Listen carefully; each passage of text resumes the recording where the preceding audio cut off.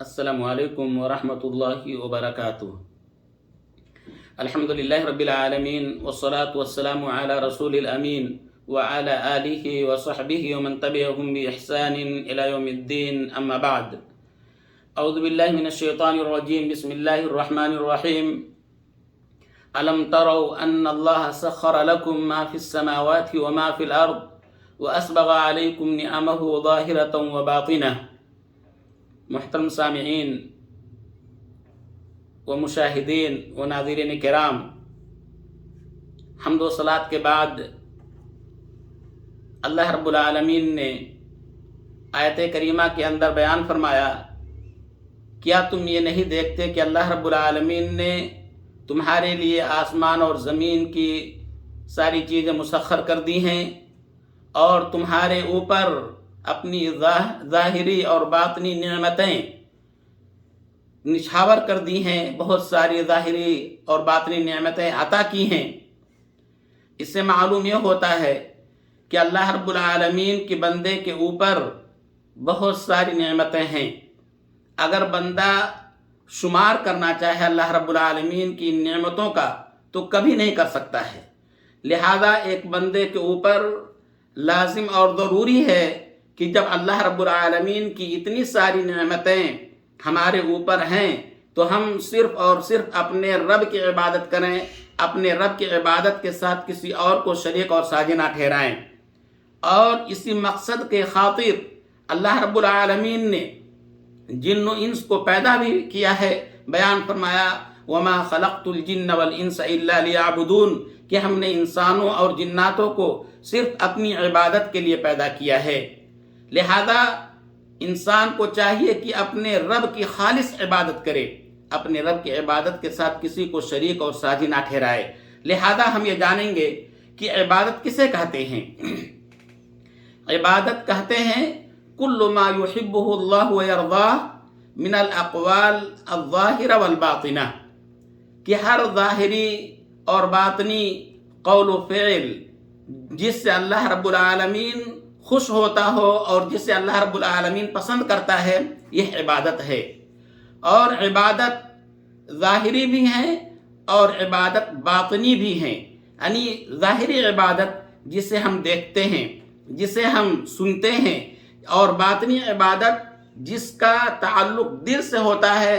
جس کا محل دل ہوتا ہے۔ مثال کے طور پر اللہ رب العالمین سے ڈرنا اور خوف کھانا، امید رکھنا، محبت کرنا، توکل کرنا، یہ ساری چیزیں یعنی باطن سے تعلق رکھتی ہیں۔ اور اسی طریقے سے جو عبادات ظاہر سے تعلق رکھتی ہیں، مثال کے طور پر نماز ہے، حج ہے، زکوٰۃ ہے، اور تلاوت قرآن ہے، دعا کرنا ہے، ذکر کرنا ہے، یہ ساری چیزیں ظاہری عبادات سے متعلق ہیں۔ اور عبادت کی بہت ساری قسمیں ہیں جسے اللہ رب العالمین نے ہمارے لیے مشروع قرار دیا کہ ہم اس کے ذریعہ سے اللہ رب العالمین کی عبادت کریں۔ اور عبادت کے 3 ارکان ہیں، اللہ رب العالمین سے محبت، اور اسی طریقے سے اللہ رب العالمین کا خوف، اور اللہ رب العالمین سے امید۔ یعنی ہم اللہ کی عبادت اس لیے کرتے ہیں کہ ہم اللہ رب العالمین سے محبت کرتے ہیں، ہم اللہ رب العالمین سے محبت کرتے ہیں، اس لیے ہم اللہ رب العالمین کی عبادت کرتے ہیں اور اس کی عبادت کے ساتھ کسی کو شریک اور ساجی نہیں ٹھہراتے۔ اسی طریقے سے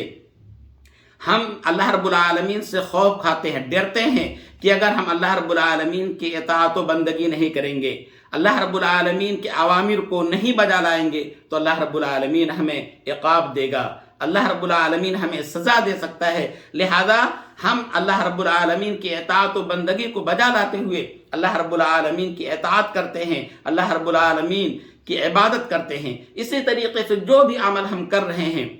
جو بھی عبادت ہم کر رہے ہیں،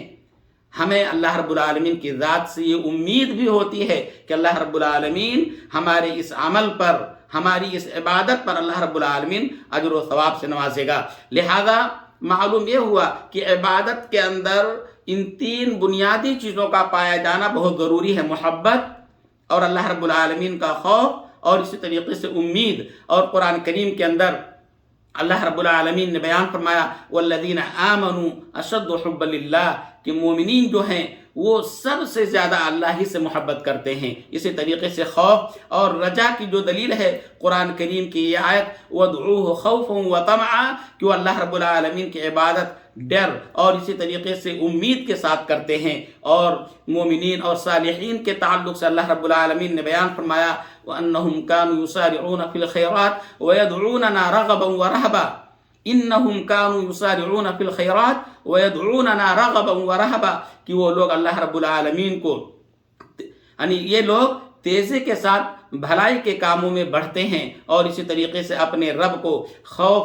طمع کے ساتھ پکارتے ہیں۔ لہذا ہمیں چاہیے کہ ہم عبادت جب اللہ رب العالمین کی کریں تو یہ ساری چیزیں پائی جانی چاہیے، اس عمل سے محبت اور اللہ رب العالمین کا خوف اور اللہ رب العالمین سے یہ امید کہ اللہ رب العالمین ہمیں اس عمل کا اجر و ثواب دے گا۔ اللہ رب العالمین نے بیان فرمایا وَمَا أُمِرُوا إِلَّا لِيَعْبُدُوا اللَّهَ مُخْلِصِينَ لَهُ الدِّينَ، کہ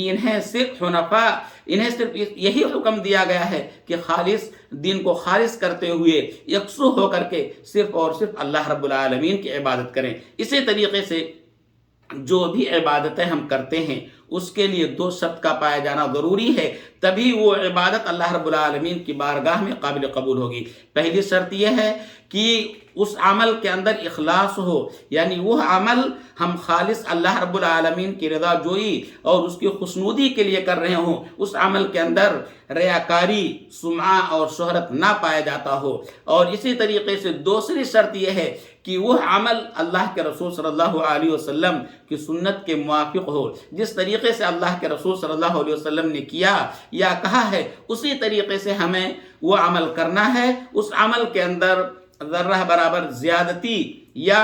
کمی ہم نہیں کر سکتے، اس لیے اللہ کے رسول صلی اللہ علیہ وسلم نے بیان فرمایا من عمل عملا لیس علیہ امرنا فہو رد، کہ اگر کسی نے کوئی ایسا عمل کیا جس کے کرنے کا ہم نے حکم نہیں دیا ہے تو وہ عمل اللہ رب العالمین کی بارگاہ میں قابل قبول نہیں ہوگی۔ اسی طریقے سے انسان خالص اللہ رب العالمین کی عبادت کرے اور اس عبادت کو خالص کرتے ہوئے اس کے اندر ریاکاری اور اسی طریقے سے شہرت طلبی مقصود نہ ہو۔ اور بھی اگر بندہ اللہ رب العالمین کی عبادت کرتا، کوئی بھی جو مباح عمل ہیں، اگر بندہ اس کے اندر اپنی نیت کو خالص کرتا ہے تو وہ عمل بھی عبادت میں تبدیل ہو جاتی ہے۔ مثال کے طور پر کھانا پینا، اگر بندہ کھاتا ہے اور پیتا ہے اس لیے کہ اس کے بدن کے اندر طاقت ہو تاکہ اللہ رب العالمین کی عبادت کر سکے، تو اس پر بھی اللہ رب العالمین اپنے بندے کو اجر و ثواب سے نوازتا ہے۔ یا اسی طریقے سے اگر کوئی شخص سو جاتا ہے جلدی سے تاکہ صبح کے وقت اٹھ کر کے اپنے رب کی عبادت کر سکے، تو اس پر بھی اللہ رب العالمین اپنے بندے کو اجر سے نوازتا ہے، اس لیے کہ اس کا یہ سونا عبادت میں شامل ہوگا۔ اسی طریقے سے اگر کوئی شخص حلال کمائی کماتا ہے تاکہ اس سے اپنے بچوں کی تربیت اور پرورش کرے، تو اس کا یہ عمل بھی عبادت میں شمار ہوگا اور اللہ رب العالمین اسے اجر و ثواب سے نوازے گا۔ اللہ رب العالمین سے دعا ہے کہ اللہ رب العالمین ہم تمام لوگوں کو سننے اور اس پر عمل کرنے کی توفیق عطا فرمائے، آمین۔ وآخر دعوانا الحمدللہ رب العالمین، وصلی اللہ علی نبینا محمد وعلی آلہ وصحبہ وسلم، والسلام علیکم ورحمۃ اللہ وبرکاتہ۔